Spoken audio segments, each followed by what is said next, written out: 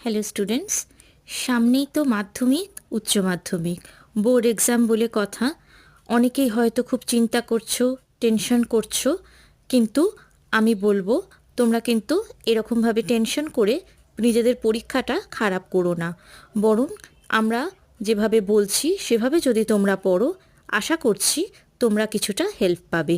কালকে একটা long video আসছে শুধু তোমাদের জন্য, যাতে তোমরা এই বোর্ড এক্সামের যে একটা স্পেশাল অ্যাংজাইটি আছে সেটা তোমরা কাটিয়ে উঠতে পারো এবং এক্সামে হলে গিয়ে খুব ভালো করে নিজেদের রিপ্রেজেন্ট করতে পারো। তাহলে কালকে ব্লগের জন্য ওয়েট করো। ভালো লাগলে চ্যানেলটা সাবস্ক্রাইব করে পাশে থেকো। Thank you.